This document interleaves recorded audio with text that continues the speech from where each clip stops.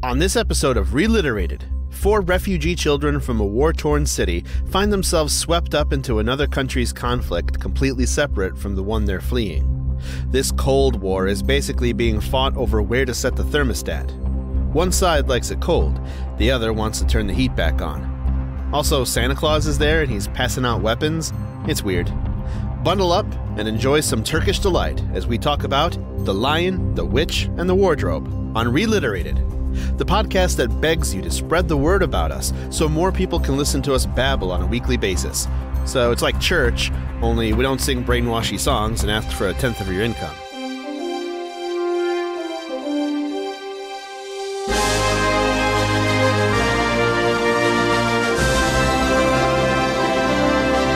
Welcome to Reliterated, the lowbrow book club of grown-ass adults reading the children's books popular in the 1990s, but with 2020's hindsight. Fair warning, we use language too mature for kids, analysis too immature for literary scholars, Janelle, and ignorance too profound to be inoffensive to everyone.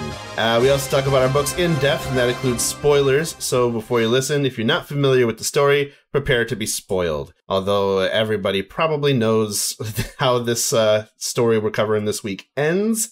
My name's Andy. My name's Harold. And I'm Josh. And I'm Janelle. That's right. We have a fourth voice in your ears this week. As we warned you, well, we've been talking about this episode coming up for a while, so nobody should be surprised. But Janelle's joining us in our exploration of the Chronicles of Narnia, The Lion, the Witch, and the Wardrobe, written by Clive Staples Lewis and published in the year 1950. Staples is such a weird name. Why would you name your kid Staples? That's the middle name. I can't decide if I like that name or not. I didn't even look it up. I thought you were doing an R.L. Stein thing there. That's his real name. That's his real name. Genuinely his name. Clive Staples Lewis. Yeah. He's worse than I thought. So in reading this book, Harold has a beef with this guy. Oh man, it's worse than Tolkien. It's the most awful kind of stuff. Like, I'm not. Yeah, we'll get into it. Come on! It's an innocent tale of a fantasy land enchanted by an evil witch and saved by a majestic lion and accessed through a wardrobe. It reads like the directions for setting up the scenery for a fucking photo shoot, is what it reads as. What? Yeah, barely anything fucking happens in this book. Anybody who says otherwise is just trying to be cool. I'm telling you. It's the same thing as Tolkien. It's a fairy tale. A fairy tale about the snow fluttering down in little waves as it wisps through the wind. Over and over again, the hill was right in front of him with grass. 1, 2, 3, 4, 5 blades of grass. 6, 7, 8, 9, 10 blades of grass. Yeah. The worst. Just the worst. This stuff is terrible. I don't know what book you read, but I don't remember that. I don't remember that part. I am embellishing a bit, but my God, this book was mostly descriptions of terrain and weather. That is mostly what this book is about. Terrain. Because that was very important to the story. Because when Aslan comes back, then you don't have winter anymore. So obviously you have to know what's going on around you. It's winter. Is it?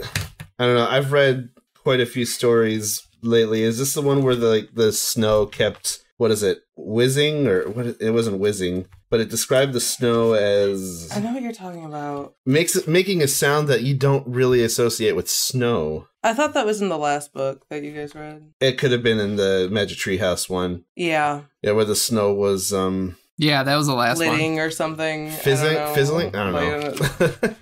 Bing! Hey, everybody. Just want to edit myself in here and let you know that what I was trying to think of is the word hissing, and that was indeed in the last episode, the last book we read, Revolutionary War on Wednesday. The snow was hissing all the time, and I thought that was really weird. So that wasn't this book. That was Magic Treehouse, Revolutionary War on Wednesday. Good episode from last week. Go listen to it. All right, back to the show. Bing! The snow was doing so much shit. That's last episode. Weird. That's last episode last week. We're here to discuss Narnia. Narnia business. Yes. So, it was written by C.S. Lewis. He wrote, obviously, the Chronicles of Narnia. Screwtape Letters, the Space Trilogy. I tried to read that. No, I couldn't get through it. It's not great. Sorry. And also some Christian things, Mere Christianity, Miracles, and The Problem of Pain.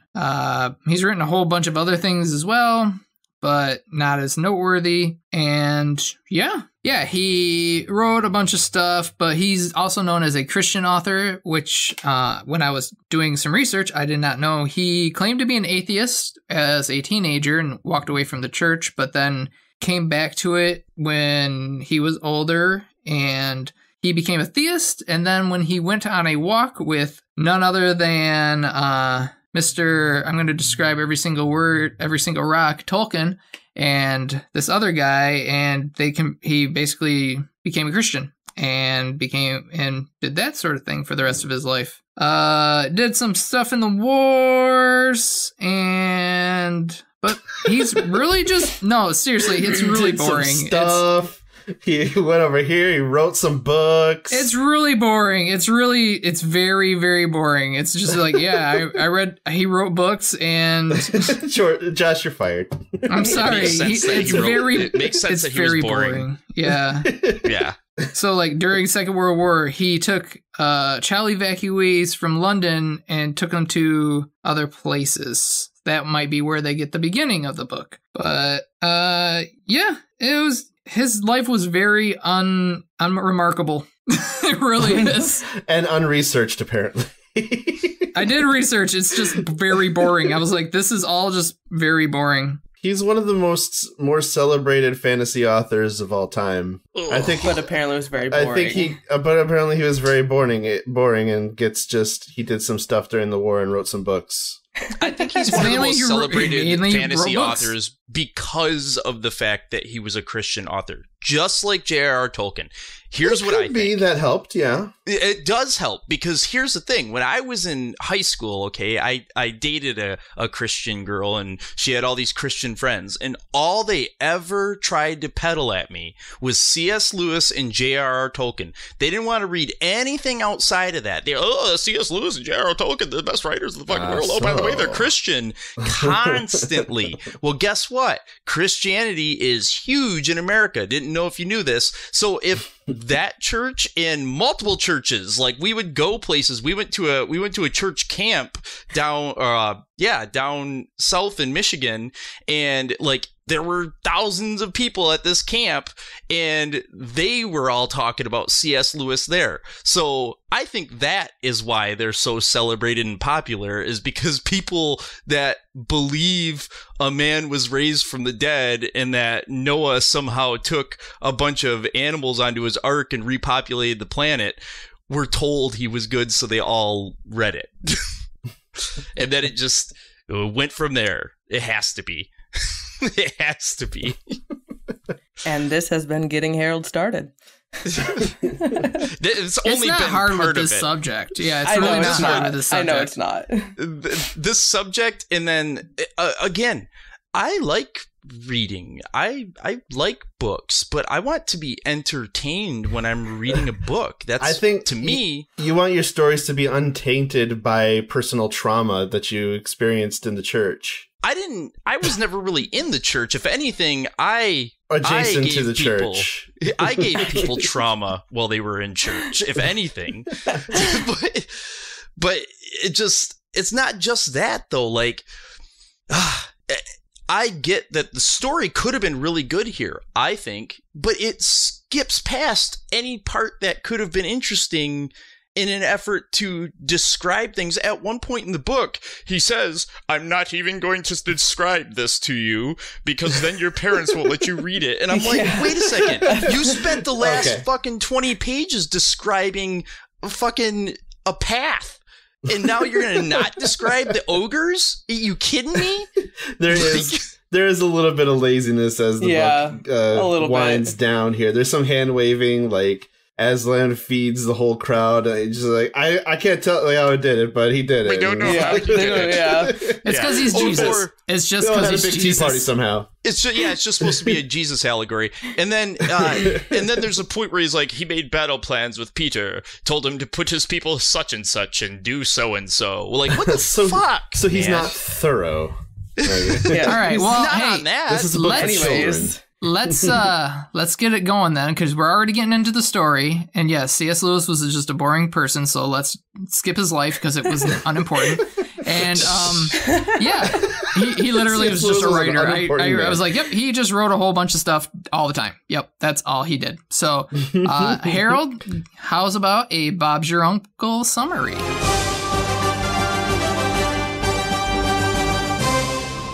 This is going to be a Bob's Your Uncle C.S. Lewis J.R.R. Tolkien edition style summary, guys. So, because I got to tell the story here. In fact, what I've done with this summary, what I've done with the story is I have actually told all of the story without all the description of terrain and weather. So, okay. Okay. 4 children, Peter, Susan, Edmund, and Lucy, are sent away from London due to the air raids of World War II. They are sent to a professor's home. Since there is nothing fun to do in those days, they play a lot of hide and seek. Lucy, the youngest of the siblings, decides to hide inside a wardrobe, remembering not to close it entirely because no one should close themselves in a wardrobe. They mention this 5 times. Instead of an enclosed compartment, she finds herself in a winter wonderland talking to a man-goat named Thomas. After hanging with the man-goat for a few hours, she learns he intended to kidnap her for the White Witch, but has decided otherwise and lets her go. She heads back through the wardrobe to find that no time has passed in the house, prompting her siblings not to believe her. During another game of hide-and-seek, Edmund, the second youngest, follows Lucy into the wardrobe to find she was not lying. Instead of a man-goat, he meets a woman that calls herself Queen of Narnia. She convinces him she's the good guy, but really she's the White Witch mentioned earlier. She tells Edmund to return with all his siblings, prompting him and Lucy to return home again. Edmund lies and says Lucy is making it up, so Peter and Susan, the oldest siblings, go to the professor worrying Lucy has gone mad. Strangely, he believes Lucy and tells them if she were mad, it would be obvious. He mentions that the house is mysterious and people often come to tour it. He then tells them to mind their own business and they let the whole thing go.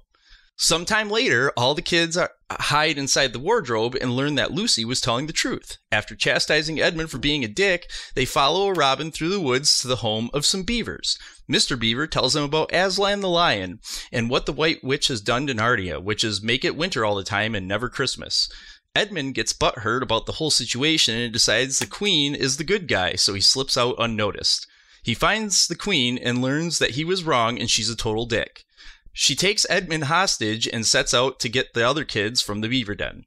Meanwhile, the beavers have taken the other 3 kids to meet Aslan at the magical stone table. They take a rest in a cave and Mrs. Beaver provides the children with alcohol, prompting everyone to get blackout drunk and pass out. When they wake up, Santa shows up and gives the children weapons, then tells the girls they can't fight.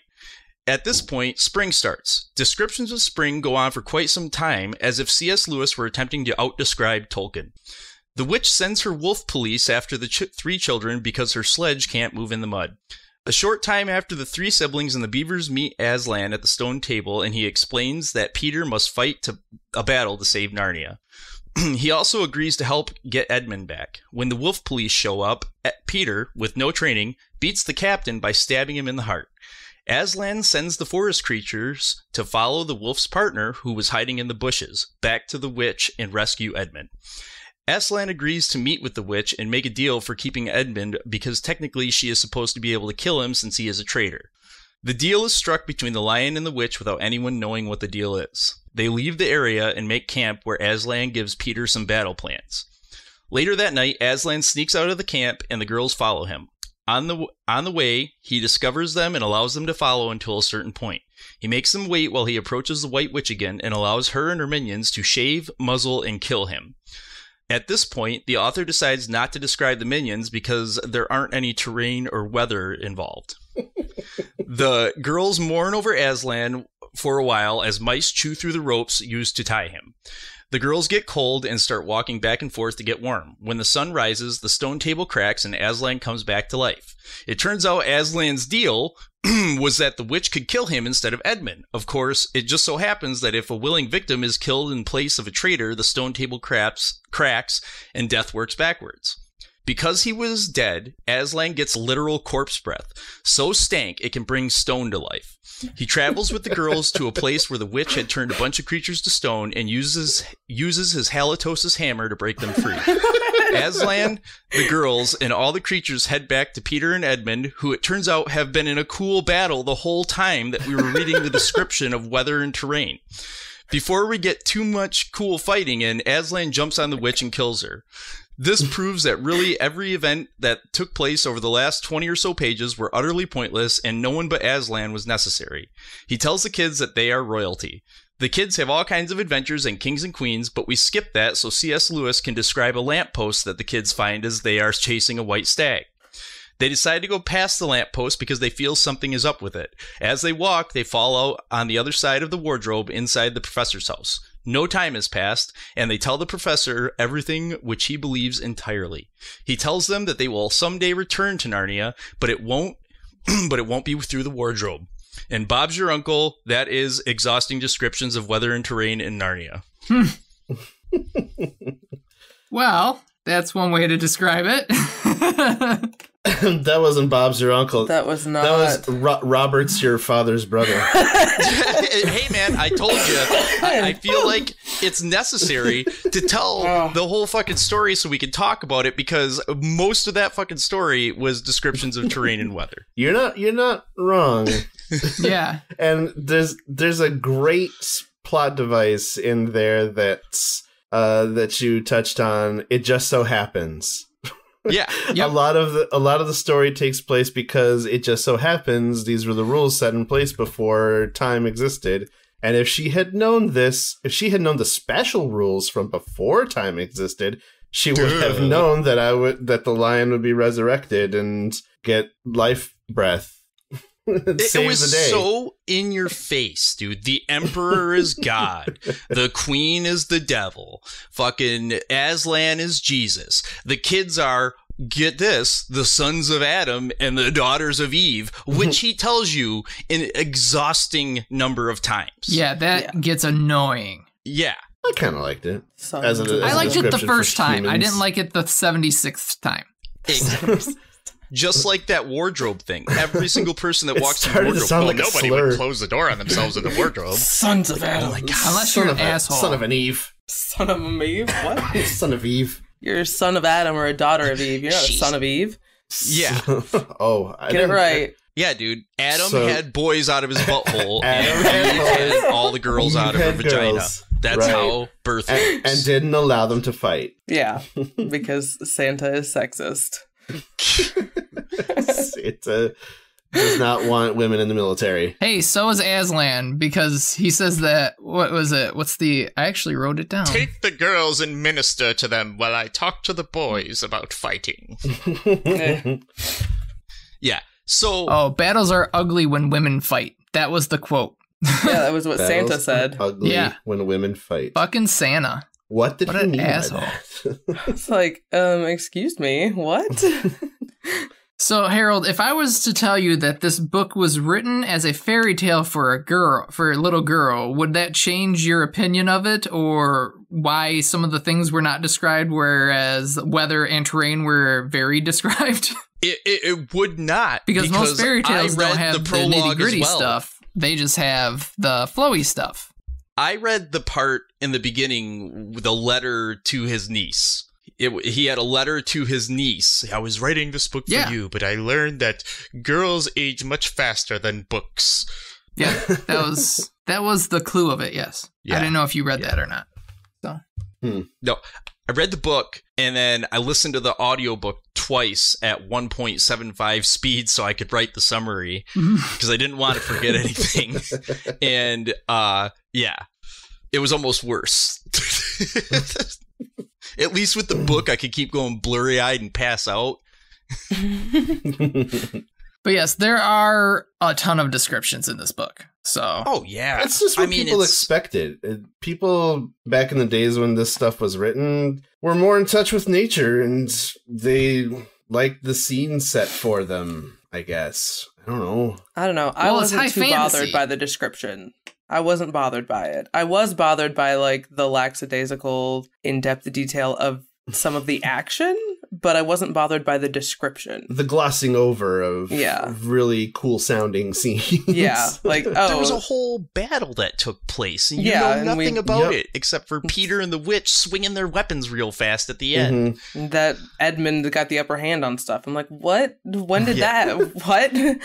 I liked the description of when Aslan breathed life back into the stone statues. Like, C.S. Lewis literally wrote it as, you know how, like, when you light a paper on fire and, like, the fire spreads and over the whole paper or whatever. He described that pretty well, but he spent more time describing the bringing stone statues back to life than, like, actual climactic battle in the field. Absolutely. With the witch and her army. And I agree. I'm not saying there weren't good descriptions in the book. There were. But it was like every other page started into descriptions of the terrain or descriptions of what the weather was doing right now. And I'm like, okay, that's great. But, you know, it was snowing outside. Now let's move on to what's happening. And there was stuff that happened. I mean, like I say, I pretty much laid out all the actionable stuff that happened in the book. Otherwise, the rest of it was so much just jerking off talking about what it looked like around you.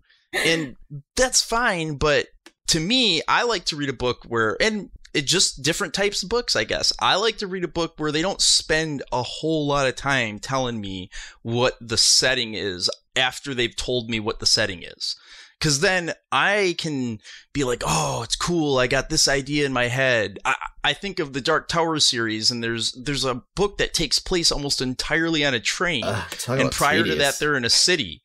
Okay. And that's basically like, you know, you're in a city and there's trash heaped around and the gutters, and they're going through and there's action happening. There's something happening. And then they get on the train, and the whole train ride is them trying to beat the train with these riddles. So they're trying to talk about these riddles, and I mean, that was interesting, but they didn't spend a lot of time telling you about every rip and tear in the seats on the train. That's my overall issue with it.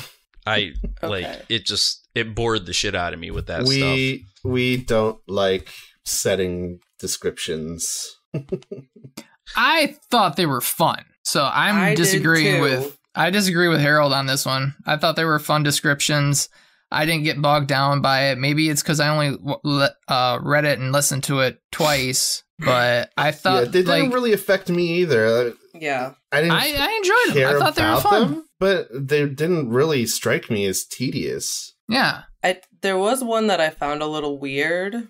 When they were walking over the dam at the Beavers' house, and it says that luckily it wasn't so slippery since the snow had fallen. I was a little confused, because wouldn't snow on top of a dam make it more slippery? That does make no sense, because you figure on top of a dam it'd be icy.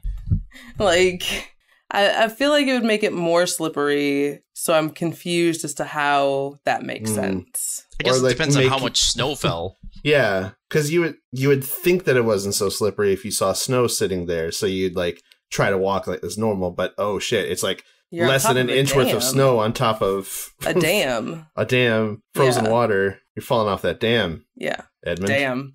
Yeah, damn it. Damn it. Damn beavers. And what a shitty present for the Mr. Beaver from Santa. It was what you wanted, though. Even get? Fucking your dam's all fixed up, and by the way, here's a new sewing machine. Like, oh yeah, you get a sewing machine. Cool. You gave everybody else weapons, dude. Beaver's like, Where's my sword? Yeah, right. I also like the part where they're going up and Peter's like, oh, well, let's go. And the Beaver's like, no, sons of Adam before Hannibals. You're like, yeah, because you think there might be something up there killing people, you freak. You're like, I don't want to go up there. Plus, you got a sword. I don't have a sword. You got a sword, bro. That you know how to use well enough to beat a giant wolf immediately.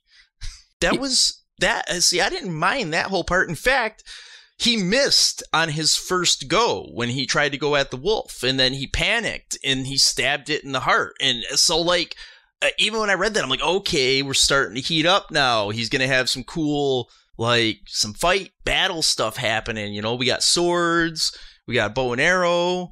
Maybe these girls are going to, like, you know, even though they, you know, girls can't fight, they're going to be able to suddenly, like, you know, pull it out at the end. And they didn't even use it. Use it. They use Lucy's, but that's to save people, so. Yeah, but Lucy had a dagger, too. She wasn't stabbing any ogres. Well, no. Again, no women in battle, Harold. Ugh. Sexist. The book is sexist. It was written in the 50s. Come on. Women stayed at home. Yeah. Or worked in the hospitals healing the men who fought. Back to the kitchen movement. I mean, they've only been voting for 30 years at that point, so. Yeah, I know, like, for me, it was just too much with the description. And I know that you guys aren't seeing it, or it doesn't affect you the same. And it clearly doesn't affect a lot of people the same way. I am in a minority when I say that I can't stand Tolkien or this. I'm above it all. I'm not above it all. I realize I'm in a minority on this, but it just does not connect with me at all to read that, because I have a wild imagination. I just want the plot. I don't need more than you to tell me where it's taking place and the basics of what's going on.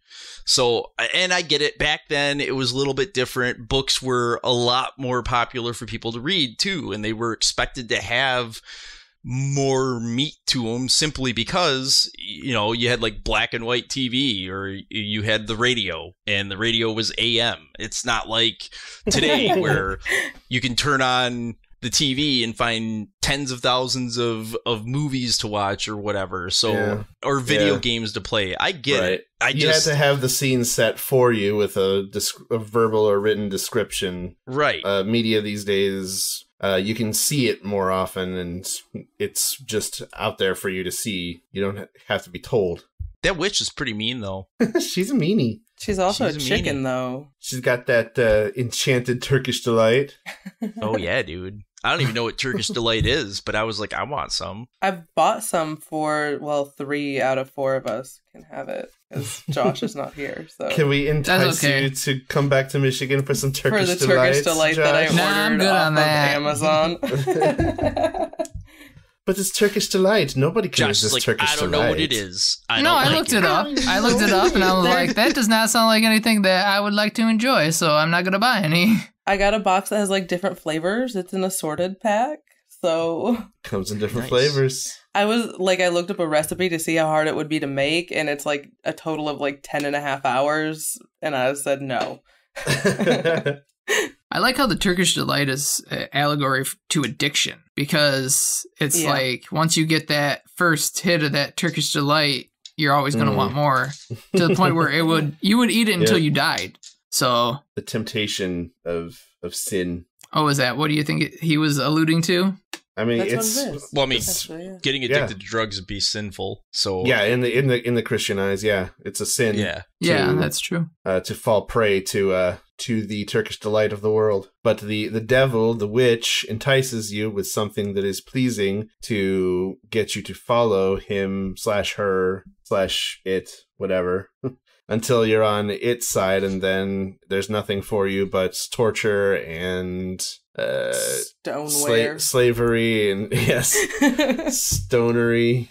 You just get stoned all the time. I said stoneware. You get turned into a stone. Stoneware. You turn into stone.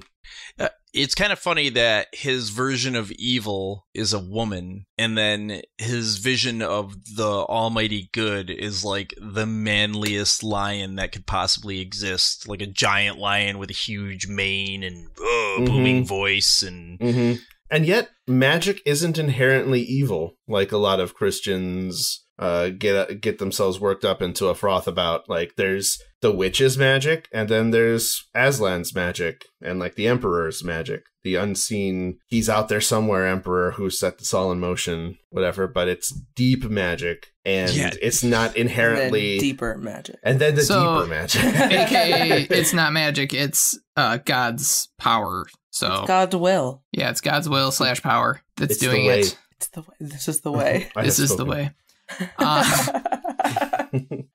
I really liked the professor. He was probably one of my favorite characters, especially because he's like a curmudgeon-y old man that just complains about the main. Basically, he just complains what they teach in school, which I really enjoyed.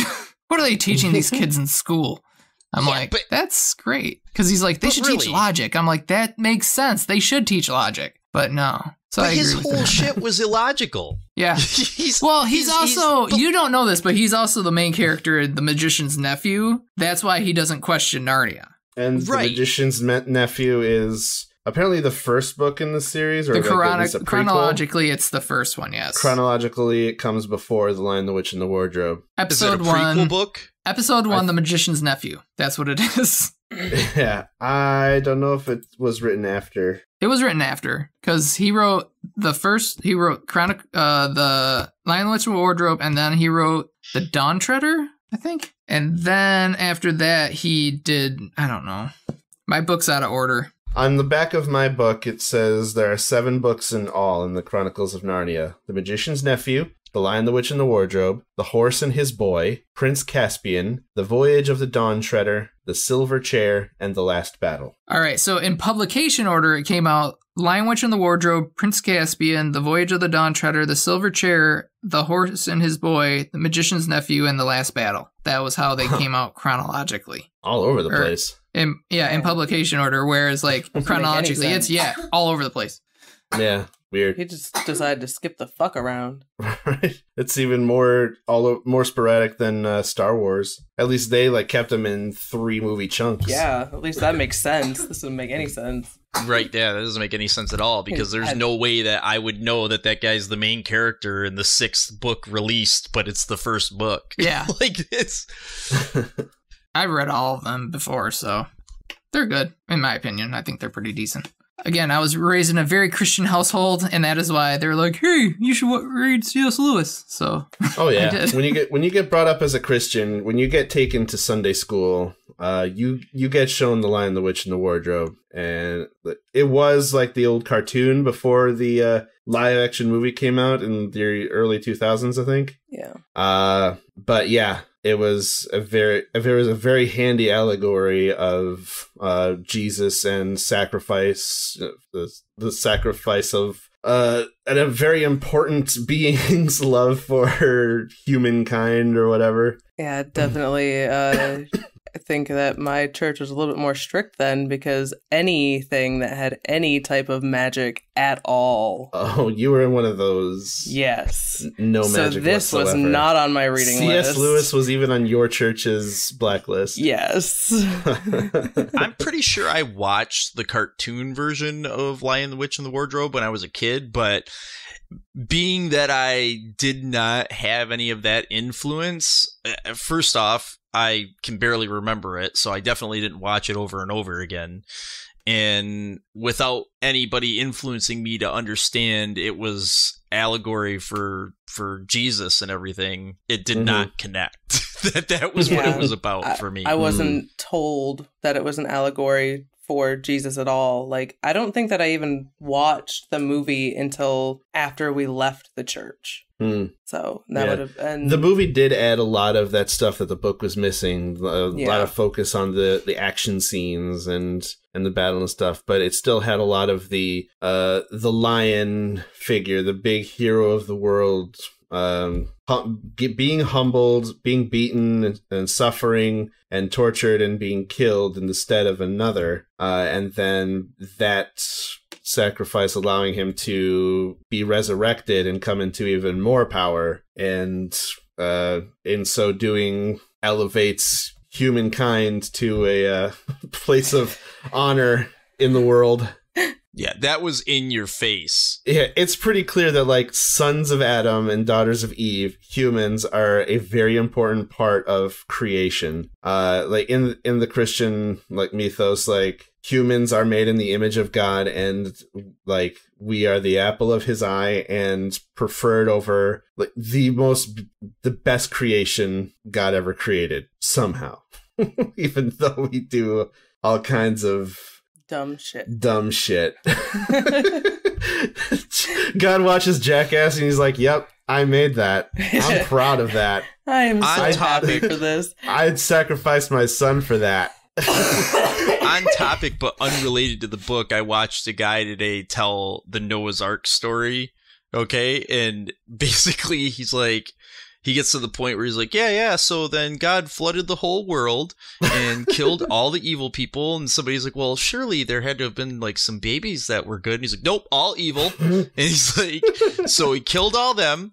And then, Noah's family and 2 of every kind of animal, mating pair of every kind of animal, they were able to fill the whole world. And he's like, man, that's a lot of incest. And he's like, sure. Yeah. And they're like, all right, I'm good with it, And then he's like, yeah. And so then obviously once that happened, like, humans all lived really good. He's nope, went right back to being total dicks again. Yeah. Speaking of, Noah literally had sex with both of his daughters. They got him drunk and that's what I was just thinking about. They got him drunk and raped him. Yep. God saved Noah's them daughters from the flood. Yeah. Yep. He killed everybody to save Bible story. them. Yep. Well, they were the best of us, though. They were the best of us. What does that say? Everybody in the world must have been awful. Right. That's in your Bible, people. That is in your Bible. Yep. Oh, and The we've good been book. blacklisted. Anyways.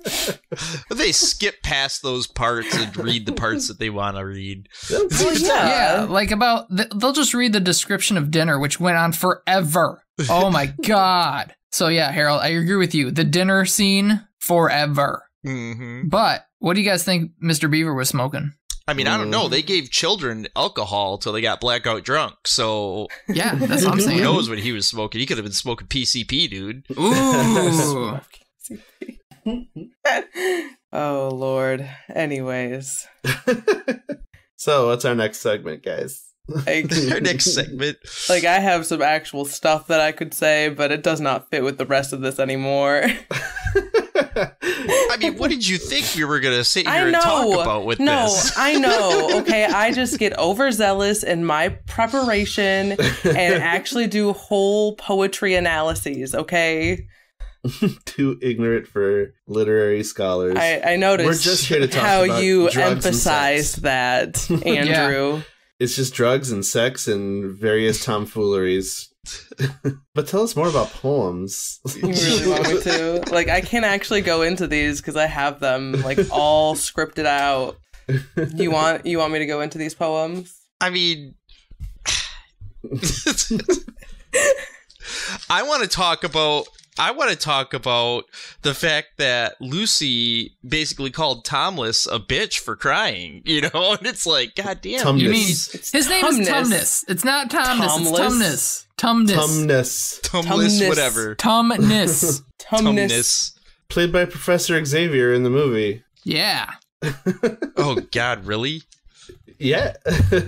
McAvoy. I liked his book. I like how he had a book that was Is Man a Myth? I like that one. Is Man a Myth? Yeah.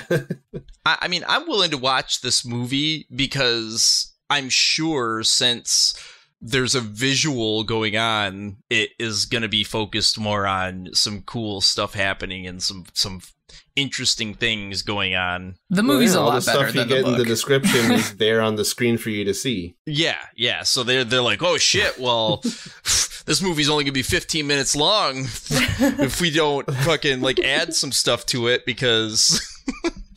I want to mention one catty remark that Aslan said towards the end. Like, Edmund was wounded in battle, and Lucy was healing him with her magic potion that she got for Christmas. And Aslan's like, hey, there's other people wounded. Why don't you go tend to them? And Lucy's like, just wait a minute. I'm tending to my brother. And Aslan's like, Others are also at the point of death. Must more people die for Edmund? I have that marked too. Like I was did, like, Lucy. damn, he's feeling a little hot there, isn't he?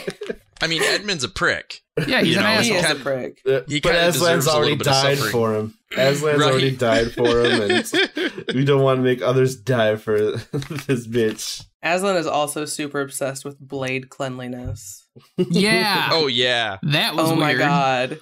Like Always twice. wipe your blade. I mean, it's important, isn't it? You don't want to bloody up your scabbard. You don't want to rust out your sword. You know this. We from all know this is an experience? allegory. It means to wipe your dick off after doing it. That's what it means. Wipe off your I thought you weapon. erased that, Andy. You know, I mean, to me, it kind of be a good thing to leave some blood on your weapon, because if you stab someone but don't kill them, maybe they'll get blood poisoning from having a bunch of somebody else's blood. I mean, not in the middle of Stabbed into him. You don't have to clean your blade in the middle of battle. It's when you're done with it. You wipe it off and you put it away. He doesn't say specifically when you're supposed to clean your blade. Oh, He just no? says always clean your blade. Always Yeah. be sure to wipe your sword. Yeah. So, like, whatever happens, make sure that fucker is clean. So, in between skirmishes, like kills one guy, Gotta goes up to clean the it next up. one, wiping his sword. All right, who's next? Just Bam, wiping it. wipe it down. See this guy out here? Because that's how you get AIDS. That's how you spread AIDS. Bloodborne pathogens. You don't want to, like, nick another guy and give them AIDS, Peter. Oh, also, when the professor is like, oh, this house is weird and people come here to tour it and everything, I wrote down, weird house equals magic is how ghost stories start. Basically, That's- yes. People see a weird house and they're like, it must be magic and ghostly. Like, Oh, that's the professor's house. At least in this house, when you open a wardrobe, you walk into another world. So, I wonder if any of those Bay City mansions are magic. no, They're probably haunted. They're at not. least. They're haunted. because we live in the real world where that stuff doesn't exist. Okay, Harold. You were gonna start a show, like a TV show or like a web series of all the houses that aren't haunted in the world, weren't you? I want to go to haunted houses and just be like, okay, like fucking something happened, because it's not true. It's nonsense. It's absolute nonsense. There is not one single shred of evidence for ghosts inside of a house, other than things that people have that they claim as evidence, but it is not scientifically backed whatsoever. They turn on their recorder and they get a weird noise and they're like, oh, that was a ghost talking. No. I seen it though. I seen it. There's a really you good don't South Park understand. episode. I Like, seen it. there's a good South Park episode about that, and they're all like just pissing themselves. They're like, I've definitely feel the warm liquid in my pants. It's like, yeah, you're pissing yourself, you dumbass. This spot is really cold right here. Oh no. Yeah, like, oh my God. It just drives me crazy. Or when they point the EMF readers at walls that are full of copper wires and they're like, we're getting a spike over here. Yeah, bro. It's like, you have a product inside the wall that's designed to move electromagnetic frequencies through it, okay? We're on a planet with a molten iron core that has, we know, magnetic fields all around it. You can actually see them if you're in the right spot of the world and it's clear enough at night. It's called the Aurora Borealis. And you can see this stuff. So it is not a stretch that those wires could possibly be picking something up from all the electromagnetism going on all around us. In fact, that is scientifically backed, that happens. So, yeah. Show me a ghost. Magnets are ghosts. Yeah, magnets are ghosts. Ghosts work in the realm of magnetism, and hold on, I had this. Yeah. I was starting to figure out something. Don't tell me about the time that you felt creeped out in a dark room because you're a human being and your instincts, your evolved instincts naturally make you not like to be in the dark and to not know what's going on around you. It causes you to have reactions of fear, which makes you move from the area and try to secure yourself so that you feel safe. It doesn't mean there were ghosts there. It just means that your body is working as it was intended to keep you from getting eaten by a tiger. Hey, listener, if you can't get enough of this kind of talk, why don't you consider supporting us on Patreon? Now that we're not way set off up there topic. yet. Anyways. No, we were talking about the weird house equaling magic. Okay, but now you're off Yeah, on but a then tangent you went off about on a ghost tangent about an stories EMF and- reader and ghosts and bullshit. We're trying to talk about the Lion, the Witch, and the ghosts Wardrobe. are real, and Janelle's evidence was okay, Harold. Like, I don't think she believes that they are. No, I think she wanted to move on to the book, because that is what our podcast is about. You mean back to the topic of discussion? Yeah, like for once, I'm trying to bring us back in. Yeah. And I'm that also never trying to keep us happens. on Okay, on course. Josh, you're always trying to keep us on task in Not the always, fuck Discord, have we so ever this been is on off. task? I want to This talk is- about how much they drank tea. Holy shit. There was so Well, much it's tea in British. this. Well, I mean, they're written by, Exactly, it was written very by an English British. guy. You don't miss tea time. Yeah. Yeah. Yeah, it's crazy though. They're like, and then we had tea. It's like, okay. I have some tea. I Seems- do like how one of the things that they did after they took over Narnia was liberated young dwarfs and young satyrs from being sent to school. Oh, that's right. Yeah, Y'all God can't go to forbid they school. go to school. Don't want to send them young ones to school. Like, oh, okay. No Well, school for y'all. Yeah, that was knowledge leads to finding the truth about Christianity, and that's why they don't want them to go to school. weird. Duh. You know, aren't satyrs like usually the thing that they put up as devils? Satyrs? Yeah. Yeah, like It's always what demons look like. a popular representation of the devil is like, with goat legs and horns and a human torso and head, yeah. Kind of satyr-like. You know, they immediately trusted this robin when they walked in, and they started following that robin when all the kids first come through the doorway. Yeah. And why not? because it was fucking winter. Why was the robin there? Because it's always winter. Where else is the robin gonna go? He gonna keep flying south until he dies because he's a robin. Maybe it's a winter robin. Robins don't A stick winter around. robin. A winter Well, robin. Do you hear? I've lived Technically- in Michigan my whole life, and it is the state bird. Okay?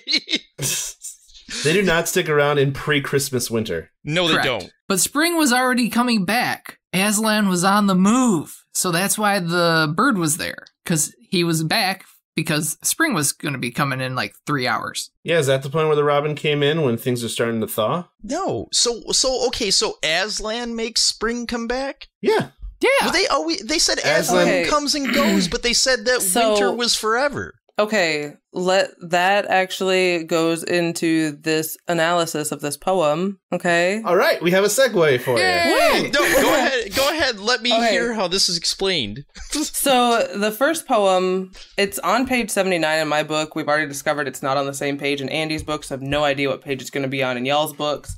But it's wrong will be right when Aslan comes in sight. At the sound of his roar, sorrows will be no more. When he bares his teeth, winter meets its death. And when he shakes his mane, we shall have spring again. Okay, so I went into depth onto the fact that it has internal rhymes in all three future tense lines. So you have three future tense lines, the first, second, and the fourth line. The present tense line, which is line 3, does not contain a rhyme. Lines 1 and 3 start with the W at the beginning of the line and after the commas. Line 2 and 4 start with an A, but only at the beginning of the line. Okay, and then before I read more in the book, this is the notes that I made. So lines 1 and 2 are future tense, but the use of the word will implies inevitability in the action. Line 4, while still in future tense, it uses the word shall, which is a strong assertion as opposed to an inevitability. And this can be interpreted as all other events in the poem must occur first in order for spring to come. If all else does not happen, spring is not inevitable and winter may continue. Almost as if there is something like missing that you're not seeing in this poem. that would actually make spring become inevitability. And so then like after I read the book and I was like, wait, did Aslan ever actually shake his mane? Like, was that actually a thing he did anywhere? Like, just shake it? Yeah, I thought he did. Yeah. He after he comes back to life, he's like, he plays with him like he's a fucking kitten. And then all of a sudden he's like, I'm gonna roar, so cover your ears. Roared. And he roars and shakes his mane. Okay. So, yeah. Yep. And but then winter also seemed to fade away before Aslan was even seen. But that's not what the poem says is supposed to happen, right? Like, the poem says that, like, you have to see Aslan and then winter will fade away. That's why it confused me with the and whole, then, also, Aslan has to die for anything to be righted. Like, you can't just see him. He has to die, and then things will go right. So it wouldn't have been spring when they first come through the door. Yeah, And it wasn't. This also means that Aslan has just essentially abandoned Narnia for fucking ever. I don't know where he's gone at this point, because if the Robin has no place to go, that means that everything is winter. So where the hell is Aslan then? Just nowhere. He's just fucking around and finding out. He's not here. He's elsewhere. Yeah, he's not there. But, like, the fact that Aslan has to come in sight for wrong to be right and, like, all of the other, like, it seems a little weird and doesn't make sense with the rest of the book. I think the presence of 2 sons of Adam and 2 daughters of Eve is like the harbinger of Aslan coming back according to prophecy. And that's where the science comes in. But that's not a poem. And then that actually gets into the second poem of Adam, when Adam's flesh and Adam's bone sits at Cair Paravel enthroned, the evil time will be over and done. Okay? It's pronounced Doan. I know. Well, I did say that it's an AAB rhyme scheme, but it could also be a loose AAA, but more than likely not, because the syllable count in the last line is different than the other two. Poets like to do that shit and think we don't notice, but we do. The almost rhymes. Really? Yeah. I'm looking straight at you. I'm flipping you the fuck off. Teeth does not rhyme with breath. So with this one, like, breathe. Well, it'd be teeth and death is the 2 words that you're looking at. Okay, whatever. But that's why I said that line. That one doesn't rhyme. That's not a rhyming line, and it's the only one that's in present tense. The other ones all have will or shall. That one does not. Okay. Maybe he's just a really bad poet. No, it's not on purpose. Anyways. But, like, so the second one, it doesn't actually state that all 4 children have to be enthroned for evil to be done. It just says that when Adam's flesh and Adam's bone, right? There's an implication that all 4 of them need to be there because there are 4 thrones, but the poem doesn't directly state that. Yeah, I'm not looking at the poem. I think I remember it from what Tumnus was telling Lucy, like, the first time that they met, and he's, like, coming clean with her that he's supposed to keep an eye out for the witch, for sons of Adam and daughters of Eve. And then, like, they definitely still had to fight off some evil shit after they were on the throne. So, again, the fact that this says the evil time will be over and done once they're on the throne obviously is wrong. I mean, it's not a permanent banishment of all evil. It's just the end of this one particular curse. This one particular one. That was foretold the endless winter by the scientists. And it's also a little sexist because everywhere else in the story, they are referred to as the sons of Adam and daughters of Eve. Mm-hmm. Except this poem says Adam's flesh and Adam's bone. I just feel like he kept writing and forgot that he wrote these poems. Yeah, definitely. That he wrote parts of the book because he was so lost in his writing, I guess, that he's like, none of it really matters. Like, I was really looking forward to these poems connecting somewhere else, but nothing, like, there was no other, like, lines of prophecy that came out in poetry, and these, like, just felt like they became afterthoughts that were written before he finished the book. Yeah, none of that makes me trust the Robin. None of that makes me trust the Robin. I don't trust that fucking Robin. He shouldn't be there. Mm-mm. Let's see. So robins can be found year-round in the continental United States, and some migrate north to spend summers in Alaska. Yeah, continental United States includes states that are warm in the winter. I understand that, but it does not say. What does it say about Narnia? Anything about Narnia in there? Does it say anything about Narnia, robins? About this fantasy land of Narnia? Well, Narnia if we're going robins? by Narnia robins, then obviously it doesn't freaking matter where real robins are found. It just makes me not trust the robin even more. You Honestly. don't trust robins. You don't exist, bird. I also want to say that when they first come upon the beavers, they're like, well, let's follow the beaver. And they kind of question whether they should. He's like, what's it going to do? There's 4 of us. It's a fucking beaver. Have you guys ever seen the show The Wild Man? Do you remember this show, Josh? The guy that had like no teeth? Oh, yeah, fucking wow. Oh, yeah, the turtle guy. There's an episode where there's a beaver in the crawl space of this person's house, okay? And he climbs down, and this guy would catch everything by hand, okay? And he wouldn't kill shit. And he climbs into this crawl space to take this fucking beaver on man to man, right? And he's chasing it around. He gets a hold of its back feet, and it just starts beating the fuck out of his face with its tail. And it is probably the best television I've ever seen in my life. Watching this dude get slapped up by a fucking beaver. Moral of the story, beavers are formidable. Like, don't take a beaver lightly. Don't take a beaver lightly, yeah. But they know the beaver's good when he has the handkerchief that Tumnus kept from Lucy. That was the code that it was a good beaver or a good animal, I guess. Oh, because the guy who was gonna kidnap a child before gave it to him. Again, he changed his ways. Mm-hmm.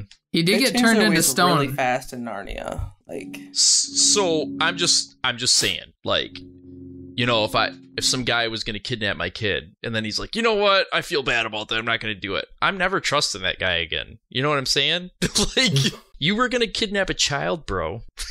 I think that the lion should have bit his head off. He's not going to learn anything. They're not going to school now. You know, they saved him from school, apparently. They saved him from school. Saved him from school. Which clearly is a part written for children because they're like, yo, my God, it'd be so nice to not have to go to school. That's because you're stupid. You don't know anything yet. That's why you go to school. You're a stupid child in the 1950s. Shut up. Yeah. I gotta learn to duck and cover, man. Yeah. Your entire life is surrounded by a thin mist of lead, okay? So you need school at least to try and counteract some of that. Otherwise, you're going to grow up to be a leader of the country, and you're going to be asking a judge stupid-ass questions about children's books. Like, or making a podcast about children's books. Yeah. No, we didn't get affected so much by the lead. the lead. They cleaned it up pretty much by the time we were around. Yeah, I just ingested a ton of pesticides in the well water where I grew up. That's way better. Bro, I was talking about Ted Cruz there. Do not compare me or any of us to Ted Cruz, or I'll hold your head underwater. I don't even know what you're talking about. Again, can we call him by his real name? What's that? Can we call him by his real name? Raphael.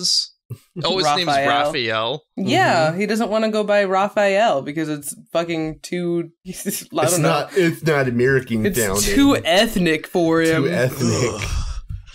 It doesn't get him enough with the Hispanic vote. But he's from fucking Canada. He's a Canadian named Raphael Cruz. Well, I think his mom was Cuban or something. I don't know. His dad must have been, actually. Now that someone on my Facebook years ago, when he was running for president, wrote this thing, Ted Cruz, the smartest man I've never met. And I'm like, if you think he is intelligent, then oh my God, you've just spoke volumes about your own intelligence. Hey, he was smart enough to get the fuck out of Texas when it was getting hit by a snowstorm. He was real smart about that. Oh my God, don't even. Wait, so there we go. Fuck him for that. Janelle was he left there. his dog behind, okay? This Robin is cold. An allegory for Ted Cruz. I don't give a fuck. The dog got cold. Fuck Ted Cruz. Yeah, I was there. I was freezing my ass off in Texas with a 7-month-old when Ted Cruz was running off to wherever the fuck he ran off to. Cancun. Fuck Cancun. For accepting Ted Cruz. And then blaming his daughter for it. Like, oh, my daughter wanted to go hang out with her friends. That's some fucking bullshit. Right? Fucking hate him. No, he's Scuzz Bucket. I hate him so much. He is the evil witch for sure. 100%. I feel like that's giving Also, him too much the credit. Robin. All right, so if we were to de-Christianize the story of Lion the Witch of the Wardrobe, we have Raphael Cruz as the White Witch. Yep.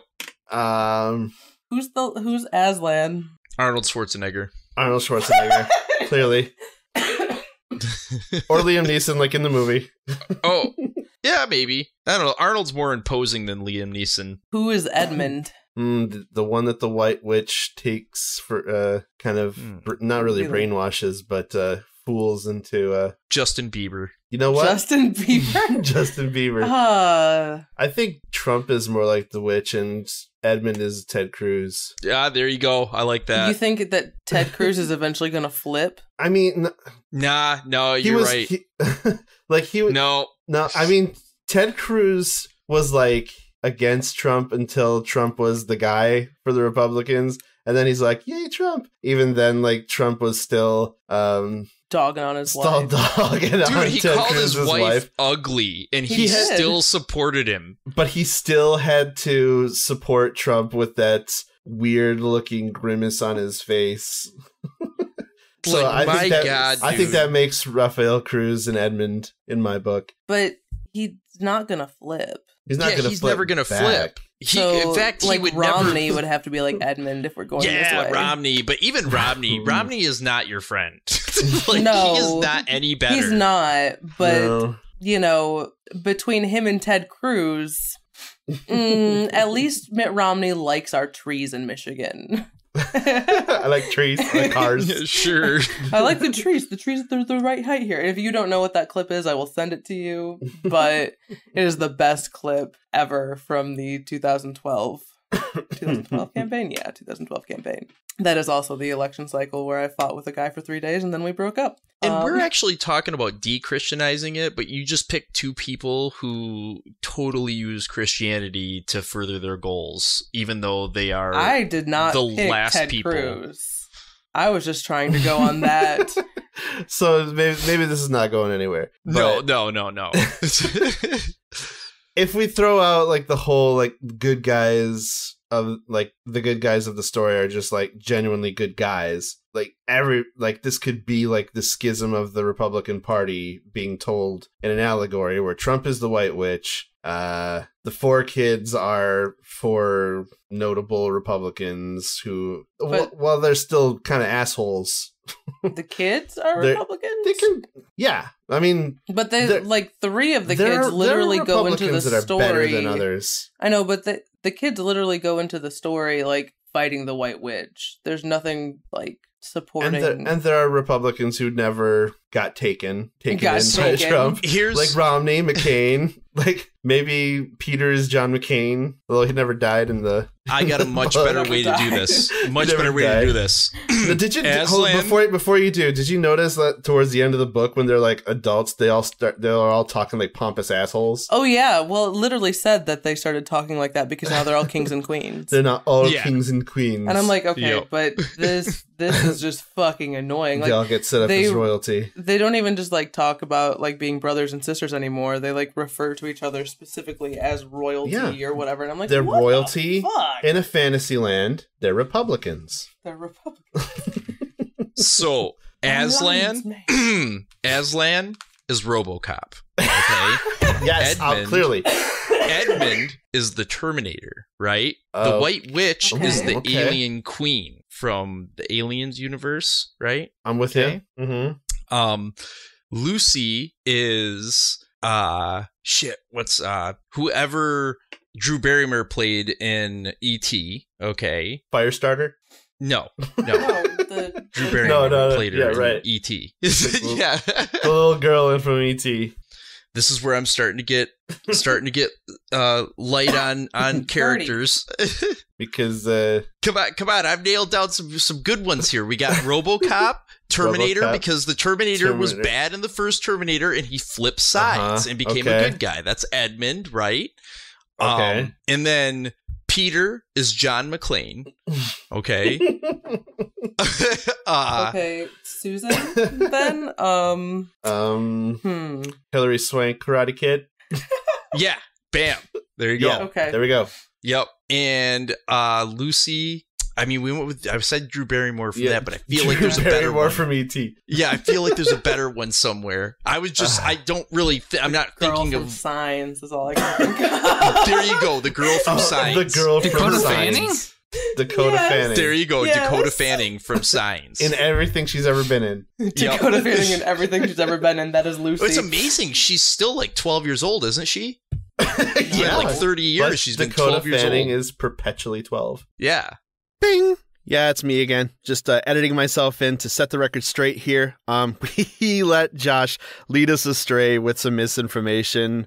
Seems to happen quite a bit, but yeah, in Signs, that was not Dakota Fanning. No, that was the young actress Abigail Breslin, who's, in my opinion, a fantastic actress from such movies as Little Miss Sunshine, August Osage County, the Zombieland movies, and yes, Signs, where she was the little girl. That's Abigail Breslin, and we'll have to have a discussion on whether we mean Abigail Breslin or Dakota Fanning will get the role when we do our reiterated episode. So stay tuned for that.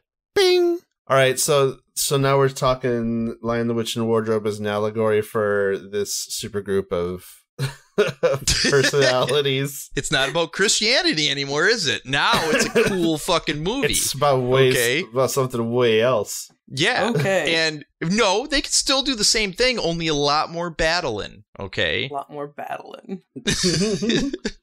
And Aslan is Obi-Wan Kenobi. There you go. Because he goes away for a while and then comes back when he's needed, right? Mhm. Yeah. Okay. But RoboCop dies and comes back to life. It's true, as a robot or a cyborg, a bionic man, if you will. Yeah, but then he's able to like shake his mane, basically open his leg with a machine gun pistol, and start killing bad guys. Oh Lord! And that's The Lion, the Witch, and the Wardrobe by C.S. The Lion, Lewis. the Witch, and the Wardrobe. Lion, the Witch, and the audacity of this bitch.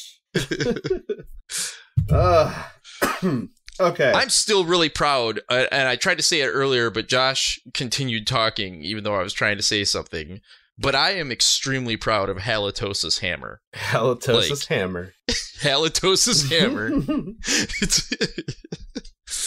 Is Josh even still with us? He hasn't said anything in a while. Yeah, because thought we were talking about a book, but then you guys started talking about something else. So Oh, Jesus Christ, we never are fucking... Oh. Have you listened to our episodes? yeah, We know. I had no input, so I just didn't say anything. If I don't have input, I'm not gonna say anything. I don't want to sound like an idiot. I mean, I just make shit up. So Except for on purpose. Every episode has a segment called, "Are we even talking about this book anymore?" Every single episode so far. It's what I happens, think this okay? episode had like 5 of those. Yeah. So- Yeah. Okay. Every episode has like 5 of them. Lightning round. Let's recast Lion, the Witch, and the Wardrobe. All Arnold Schwarzenegger characters. Go.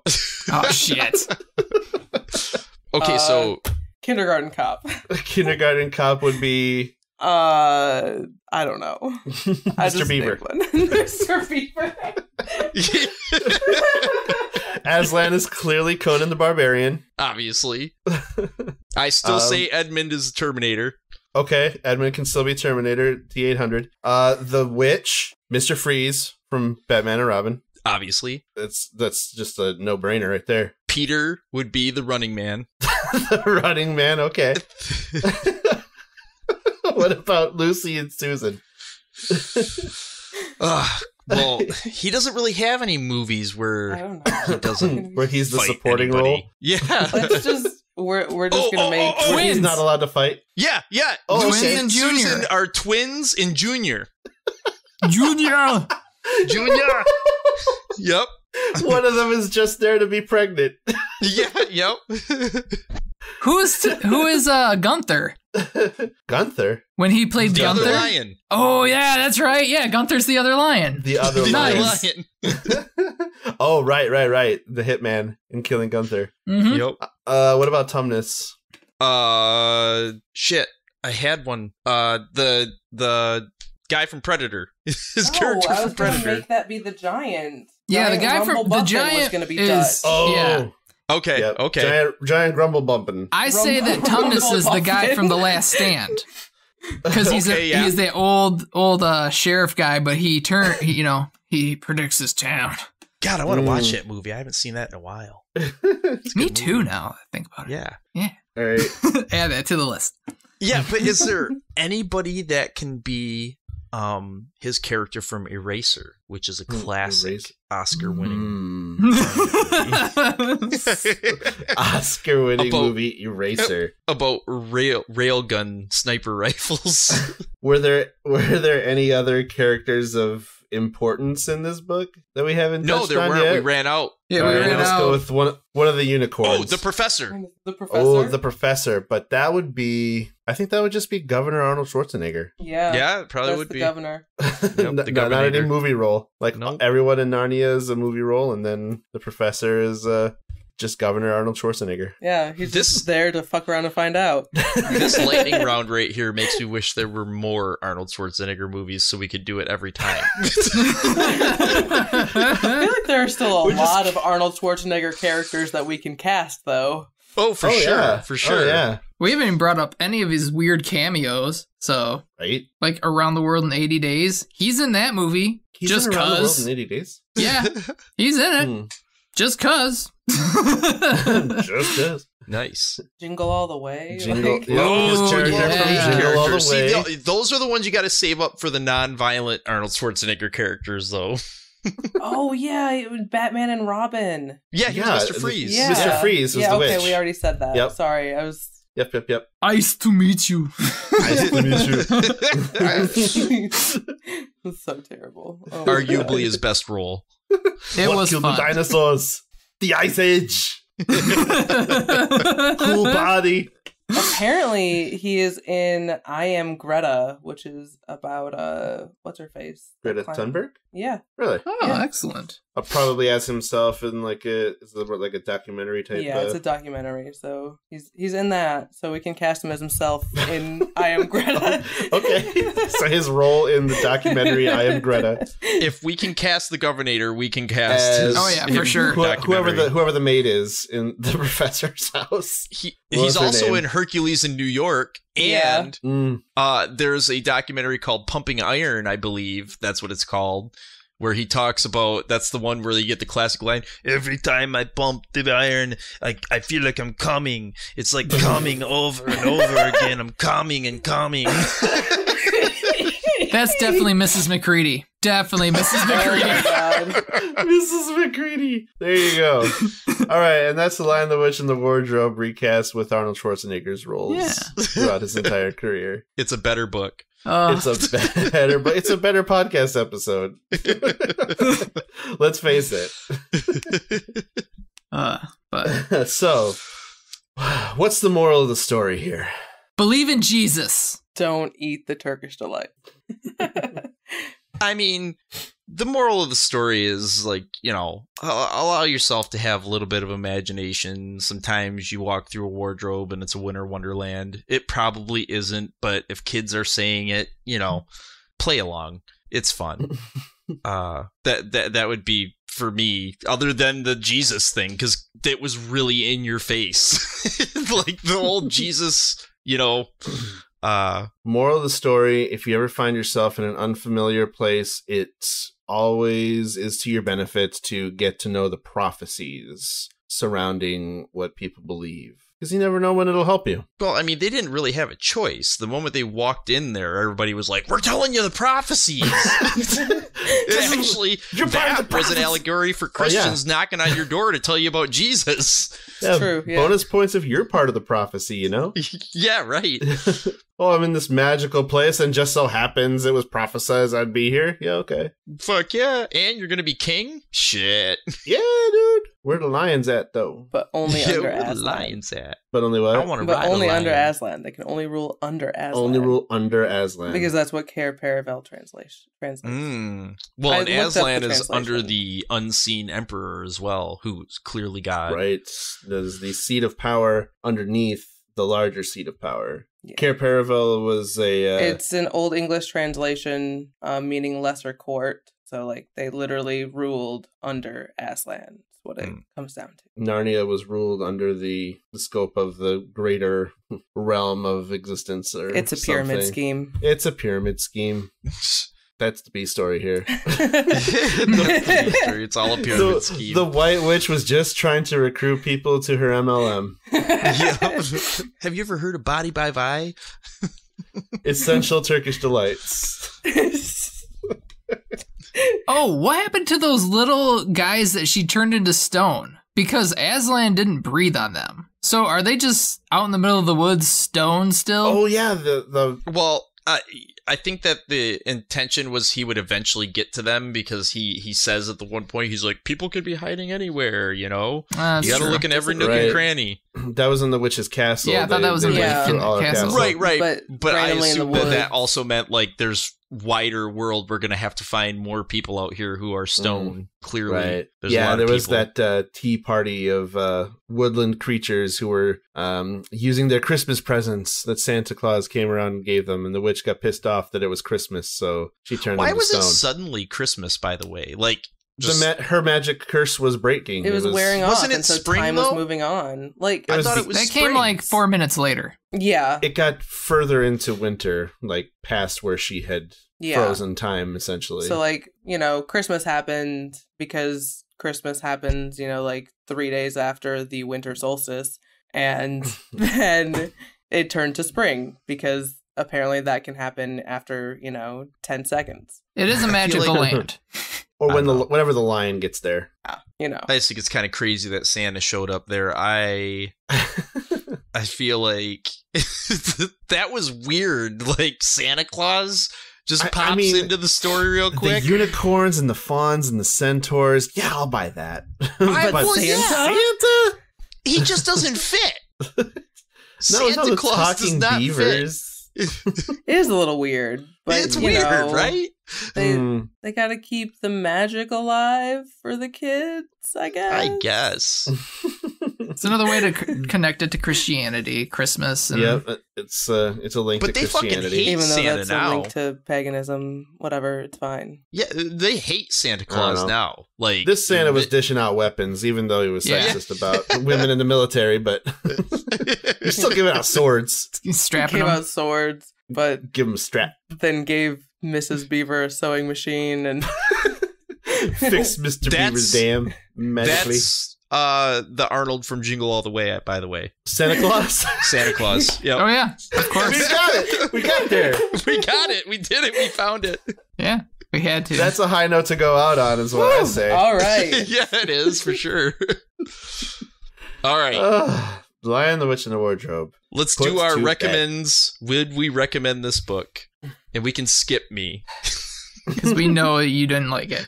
I'm not gonna forbid it, but you know, I wouldn't say, hey, Xander, there's this really cool book you gotta read. I mean, Yeah. if he wants to know what the story is, fine. I'm not gonna say We no. can watch the movie. Yeah, we watch the movie, and we probably will. We will for the Reiterated. I mean, Yeah. whether Xander wants to watch it with us or not, it's up to him, but it's a Xander-friendly movie. But, yeah, as far as going out and recommending it to kids, nah, there's better books. It just didn't have enough for me. Like, is it a decent book? Maybe, but is it worth like me being like, hey, 5 years from now when Elton can read this book, am I gonna want him to? Meh. If he Right. finds it on the floor, then like whatever, I'm not gonna stop him, but I'm not gonna specifically be like, Elton, this is a book for you. Yeah, I grew up reading this, and oh man, do I have some fond memories here. Like, no. No. It's not gonna happen. No, I don't have fond memories around the story. I didn't even grow up reading this story, so I don't Yeah, have bad memories around the story. I mean, it's just there. something they It showed us at exists. church. And I didn't even because have it at because I was church. still a good Christian boy, I got excited about the movie, and the movie was just kind of okay. It was a movie. Man, y'all went to cooler churches than I did. Seriously, What was your church's take on Pokemon? Were they like... Oh, no. My Pokemon? Mom and Tracy sat us down when, like, Pokemon started to become a thing and, like, literally told us that it was created by devil worshippers. Like, literally. And so, like, Pokemon Go was my first introduction to Pokemon. Oh, man. Like, that was the first time that I was like, you know what? I think I'm old enough now. I can decide for myself if this is okay. And then I was like, oh my god, what the fuck? There's nothing that makes me want to worship Satan in this. I was going to do that before. My experience reading adult horror but novels when I was like 8 and 9 years old compared to like listening to you guys having grown up in churches. Oh, I'm sorry for you. I'm so sorry for you. I never got the don't do Pokemon. I didn't even get the don't do Harry Potter, but that was obviously... Like, that was a big thing. Like, literally, I remember when my mom's brought the Harry Potter movie home for the first time after we hadn't been going to church by this point for like 2 years. And we're like, we're going to sit down and we're going to watch this together to see what it's about. And they're like, oh, that wasn't that bad. So, like, I was almost 11 by that point. It was literally like a month before I turned 11. Right. So I was in college, probably at like the height of my Christianity when... Which was when I was 11. Shut up about that. But that was when Da Vinci Code was the big thing.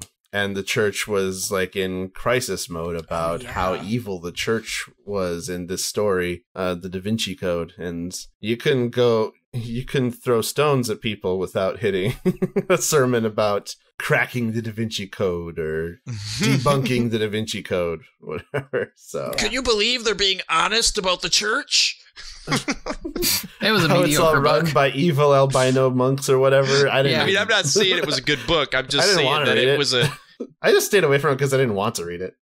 It was a closer interpretation of what churches are actually like than actual churches are.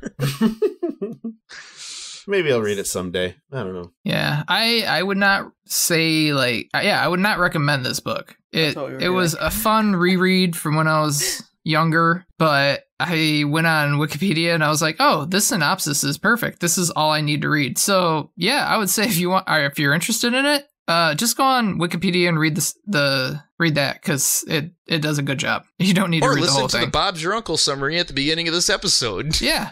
Which basically lays out the entire story. You've already listened to like an hour and a half of this episode. You're good. Yeah. You're up to speed. Yeah, you do not need to reread this book. So, also, it didn't make me really want to continue the series. Like it's not a self-contained book and story, but it really doesn't leave me wanting more. It made me want to read the summaries on Wikipedia, which is what it did. Because I was like, I remember these, but I don't remember them exactly. So I just reread the summaries. I'm like, I remember reading those. Okay, that's all I needed. I remember the whole thing now. Halfway through it, I was dreading the possibility that we were going to read more of these. We're not going to. I don't think. Did. Yeah. The movies are pretty good. I will say that the whole trilogy is pretty fun. There were 3 of them? I thought there were only 2 of them. I remember seeing 2. I'm pretty sure there are 3. Prince Caspian? There's Prince Caspian, and then there is the Dawn Treader. So, because I remember Reepicheep. I've only seen the first one. Okay, Reepicheep. That's the only part of the movie I remember too, is the mouse. That's because he was the best part of the whole thing. That's because he was the best part of the movie. Yeah, he's little awesome. sword fighting mouse. Yeah, he's cool.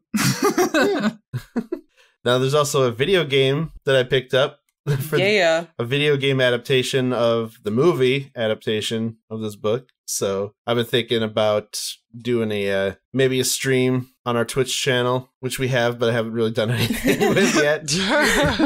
I plan on doing some if there's like video game adaptations of books that we do, we'll maybe put them up on Twitch or whatever. But I do have the video game for this. I also have a couple other book related games that could be played on there, mostly Goosebumps related. Nice. We've already done Charlie and the Chocolate Factory as a YouTube kind of bonus content thing. It's got a high rating, so it must be pretty decent. Do it again. The game? Yeah, it's got 4.3 out of 5 stars, and it's $30 online. So $30 Yeah. for PS2? Yeah, 68 Metacritic, 68 GameFAQs, 5 out of 5, and ROMs is fun. And then, yeah, on Amazon, it's $29.71. The Lion, the Witch, and the Wardrobe. Mm-hmm. Yeah. I picked it up for $5 at Media Reload the other day. Nice. I must have got a steal. Okay. So glad it's part of the collection now. Maybe it's like Worlds of Power series. It ranges in price from gold to dirt. Yeah.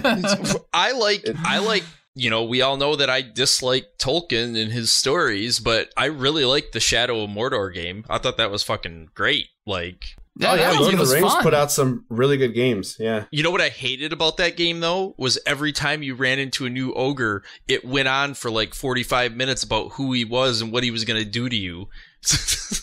I'm embellishing. It was not 45 minutes, but every time it would stop the game and the guy would sit there and, hey, I'm so-and-so and I'm here to tell you this. And what I'm doing is I'm going to come over there and blah, blah. I'm like, shut up and let me kill you. So yeah. So yeah. Okay, none of us recommend the book. Nope. Book-based And- video game. We do recommend book-based video games. Book-based video games can be fun. Mm-hmm. And I think we're ready to go ahead and wrap her up. Otherwise, we're just going to start talking about ghosts again, because I got a lot to say on the subject. I have a lot to say about ghosts and the science of prophecy. I guess we'll create a Patreon for that one. Yeah. And Harold and I can just go back and forth. Yeah, we'll make people pay to listen to those, us. those rambles. Instead of just coming to the Discord. Where we do it for free. Yeah. Come join the Discord and get in on the conversation. We have a lot of fun talking about this and that and rambling about whatever. So it's a good time. And we don't want it to just be Janelle and Harold going back and forth on topics. So Yes, And we would love occasionally- to have some more people to speak with. Yeah. you can find the link to our Discord in the episode description and basically on any of our social sites. We have a link tree and it'll be on there as well. Our link tree is linktr.ee/reliterated. So yeah, next week we're going to be wrapping up. We're doing the final book of our Snowy Winter chapter as the real snowy winter comes to a close here. It's still kind of chilly out here in Michigan, but the snow's gone, so good for that. But next week is Choose Your Own Adventure time. Yeah. Yay. And Janelle wanted me to be sure to credit her with the suggestion of doing the Abominable Snowman from it's actually Choose Your Own Adventure #1, the very first one of the series. So we're going to see if we can get a good ending facing off with a Yeti. It'll be great. If we You're even welcome. see a Yeti, by the way. I hope we see a Even Yeti. see a You Yeti. gotta go back in time. There's a you have to go back in There's time. a chance we run into ninjas. Okay. Yep. I wonder if there's going to be ninjas on this Yeti hunt. I'm doing a quick flip through the book right now, and oh man, some weird shit. We're getting into some weird shit, boys. I'm sure we're going to run into Yetis. It is an adventure, after all. And also, we threw out my original hard stance on not getting different endings. So... Did you ever find the slide whistle? Oh, no, I don't have that with me. Okay. Just I find will- an app on your phone and No, It has I to will be see a it. genuine slide whistle my for that gosh. genuine I will see if I feeling. can get it this weekend. Okay. I know where it should be, so Okay. I'm displaced. Okay. The whistle is displaced. Yes. But we're not displaced. You'll know exactly where to find us next week. So we'll be back at you then. So thanks for listening. Be sure to support your local libraries. Give a shit. Read some lit. Have a good one. Thanks, everybody. get hit, read a bit. I find that that tagline derivative. This has been Reliterated, a production of the Chocolate Milk Friends and part of the 989 Podcast Network. If you enjoy our show, please consider giving us support by subscribing, recommending us to your book reading, podcast listening, 90s nostalgic friends, and most importantly, rating and reviewing us on Spotify, Apple Podcasts, Audible Podcasts, and Spotify. Did I mention we really want some Spotify ratings right now? Your ratings and reviews go a long way towards getting us in the ears of new listeners. You're also invited to join the growing Reliterated community on Facebook, Twitter, Reddit, TikTok, YouTube, and Instagram. And if you really want to get nuts, we have a Discord too. So bing us and join us in this nonsense. If you have a book suggestion for a future episode or have questions for us, send us an email at reliterated@gmail.com. Thanks for listening. Why? Also, are you advocating for abuse? Do you want somebody to get hit? I would say take a hit, read some shit. Yeah, take a hit, read some shit. That's a good read one. some shit. Ooh. See, that one, you're not hurting anybody but yourself. Right. Well, I'm talking about a hit of PCP. Oh, Yeah. I was talking you're still about hurting yourself. weed. PCP. Oh, weed. Why Yeah, would that'd we probably be a PCP? lot better. Weed. Take a hit, read some shit. That's good, yeah. Read a bit. Still I derivative. don't condone the use of PCP. It's a fucking scary ass drug.